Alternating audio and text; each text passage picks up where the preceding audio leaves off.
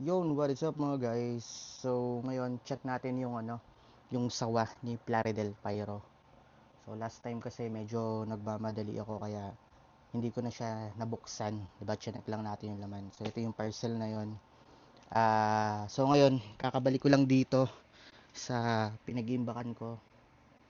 So, ngayon may time na ako. So, pwede na natin sigurong i-check yung sawa ni Plaridel Pyro. So, tingnan natin. Paano ba? Hirap ah. Wala kasi akong wala akong patungan. Hawak ko lang tong GoPro. So ayan, ikutin ko lang. So ito siya. Ano to dalawang 1,000 rounds na sawa. Ilipad natin dito. So again, ito yung mga ball head na in-order ko plus yung crying towel. Then ito yung mga cone. Pero dito muna tayo sa sawa. Ito siya. So, buksan natin.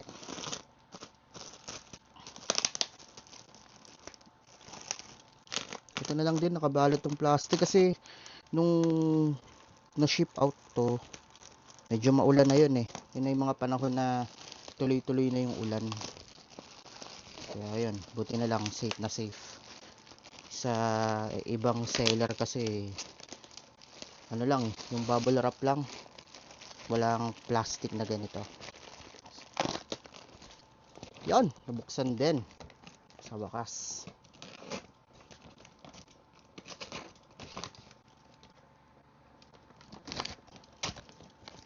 So ito siya, nice.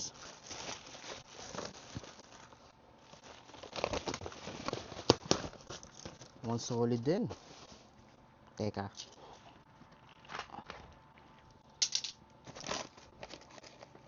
ayoko kasi yan ayoko kasi masira ng tuluyan yung balot. Syempre babalik ko pa yan. I-imbak pa natin yan dito. So ito siya.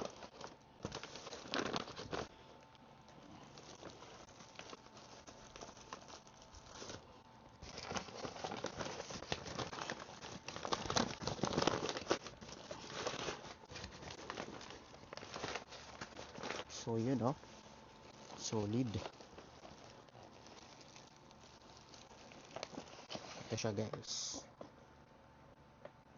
Teka lang, gusto ko lang ilaw.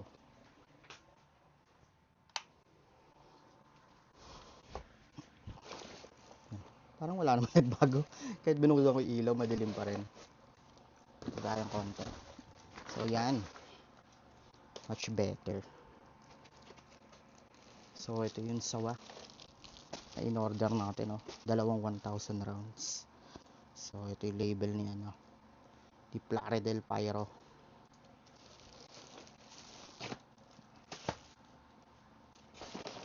Sige, buksan na natin to isa. Kasi sabi niya may kasi yun dalawa yung in-order ko, isang Thunder saka isang special. So tingnan natin tong isa.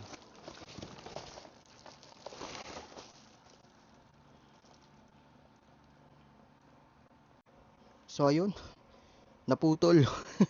Nag-stop bigla yung recording. So again, so ito yung Thunder. Ayan, papansin nyo may TH. Tapos ito naman yung special. Ayan, wala siyang markings. Pero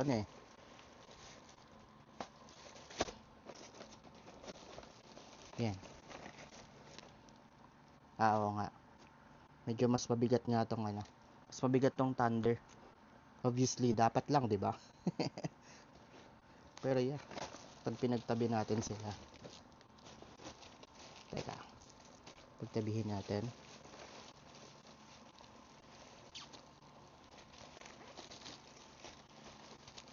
Eh. Yan. So, mukha lang mas makapal sa video yung itong special kaysa dito sa Thunder. Pero sa malapitan mas siksik. Mas makapal yung triangle nitong Thunder. Ayan. Hindi ko sa makita, medyo madilim. So, ayun. Di ko sure eh. Kung kailan ba fiesta dito? Kung sa fiesta, matest fire ko yung isa dito. Tapos, yung thunder, i... Ewan ko, kung baka may umawit eh. Di ko rin sure eh. Pero definitely, baka yung isa dito matest fire ko. Either next month or sa October pa yung fiesta dito eh. Yun. Tapos, ito, for tips na to, wag lang may aawit. Or, baka ipamigay ko siya. Depende sa mood ko. Hindi, joke. May na-mention ako dun sa last video ko sa... Hindi naman last video pala yun. Parang one of my videos sa YouTube. So, basta, alamin nyo kung ano yun. Panoorin nyo yung mga videos ko. So, may sinabi ako doon. Pwedeng mapasa kamay ito ng isang maswerteng subscribers natin. So, siguro, di ko alam kung saan ako kukuha. Kung sa YouTube, sa Facebook, or sa TikTok, or Tigi-isa. Depende. Basta, medyo busy pa kasi. Hindi ko pa mapag-isipan. Pero, ang nabanggit ko kasi din sa isang video na yon is yung sawa ni Barrett. Kaya lang, yung isang sawa ni Barrett na nakuha ko, ginamit ko na ng fiesta. Yun, yung naka-upload doon. Tapos yung isa pang kakakuha ko lang din. Yun, naawitan na, awa ng Diyos. So, ayun, technically wala akong hawak na sawa. Ito pa nga lang actually yung nakasave dito sa imbakan ko. Wala pa akong sawa dito. Hinihintay ko kasi yung yung thunder ni Renelyn. Ngayon puro yung regular pa lang ang labas. So, bala ko kasing kumuha ng kahit ilang piraso ng 1K rounds doon. Tapos, syempre Dreamlight, saka Starlight. Bibigyan ko ng chance ngayon si Starlight kasi kita nyo dun sa, yan, makikita nyo dun sa ibang videos ko. Medyo hindi ako natuwa dun sa Starlight nung last salubong nung binili ko. Kasi, ano siya sablay eh. Kung ano yung na-experience ko kay For Sure, na-experience ko siya kay Starlight ngayon. So, nagkabaliktad. Si For Sure naman ngayon yung maganda yung quality. Tapos, si Starlight medyo, ewan ko kung bakit sumablay. Hindi ko alam kung factor na rin yun. Kasi binili ko siya, parang rush na yun eh. Parang, I think, December 29 ko na siya nabili. Kasi akala ko talaga hindi na sila nagmamanufacture. Naghahanap ako dun sa mga tropa natin, saka sa mga suki natin sa Bukawi. Wala silang mahanap or wala silang source ng Starlight. So, yun, nakachamba ako ng isang store sa Bukawi. Nakakuha ako ng, ano ba yung kinuha ko doon? 3,000 yata. Tatlong 3,000 nawala na sa isip ko nakalimutan ko na. So anyway, pero yun nga, di ko alam kung factor yun na rush yung pagkakagawa kaya medyo sablay. Ano siya parang regular lang. Pero sa presyo niya, thunder na yung makukuha mo Saka, yun nga, yung Starlight kasi talagang mula pagkabata ko.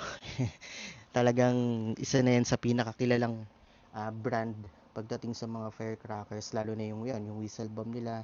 And yun din, yung whistle bomb din nila nakakuha ako, kaya lang daming dami ring sablay na whistle lang. Tapos ayun, hindi ko alam kung factor yung rush na siguro ginawa yon. Pero ngayon, kung makakakuha ako ngayon na medyo maaga-aga ng Starlight, nakita ko yung ibang tropa natin na nagbebenta ng firecrackers, mga fireworks. Mayroon ako nakitang may stock ng Starlight. So, aalamin ko muna kung kailan yon. Kung bagong batch ba yon or tira pa nila. So, hanap ako nung bagong batch, bagong gawa ngayon. Then, yan, kukuha ako ng ilang piraso, susubukan ko. Then, for sure, yun, kukuha din ako. For sure na brand. Yan, and many more to come. Meron na akong meron pa akong ibang mga orders. So, surprise na lang. Surprise pa no? Surprise pang nalalaman, kala mo talaga. So, yun lang siguro. Yan, pakita ko na lang ulit yung mga ball head na in-order ko. Kasama yan din sa order ko. So, yan, kung gusto nyo rin umorder nito, kontakin nyo lang, PM nyo lang, search nyo lang sa Facebook si Plaridel Pyro. Legit yan, guys. Ayan. So, yun, order na kayo, kuha ko sa inyo habang ano pa, medyo mura pa kasi ano na ba ngayon, nangangalahati na yung August, 'di ba? Malapit na bare months. Asahan nyo magtataasan na yan. So, even though sa mga ganitong panahon, dapat ang kinukuha nyo, well, para sa akin dapat ang kinukuha nyo muna is mga aerials. Kung mahilig kayo sa aerials kasi pag dating talaga ng bare months, ayan tataas talaga ng matindi yung mga presyo niyan. Kasi especially kung mga imported yan, 'di ba? Yung demand niyan tumataas din agad. So alam ng mga manufacturers yan, unlike sa mga ganito. Pwede pa tayo makipagtawaran sa mga makers. Wag lang kayo bibili ng mga mga November talaga, ayan. Wala tayong magagawa diyan, mahal na talaga pag ganong mga petsa. So anyway, yun lang. Dito ko na siguro end yung video. So, yan, that's it. Babush! So, ayan, umaaraw na pala. So, sabi ni Clara del Pyro, ibibilad ko to. Or ibilad ko muna, siguro, baka bukas na lang. Baka kasi umulan bigla. Hindi ko mapansin, may pagkakaabalahan din kasi ako Pero, yun, kailangan muna natin ulit magbilad para talagang sure na tuyong tuyo itong mga stash natin dito. So, yun lang guys. Ingat kayo, ingat. Bye.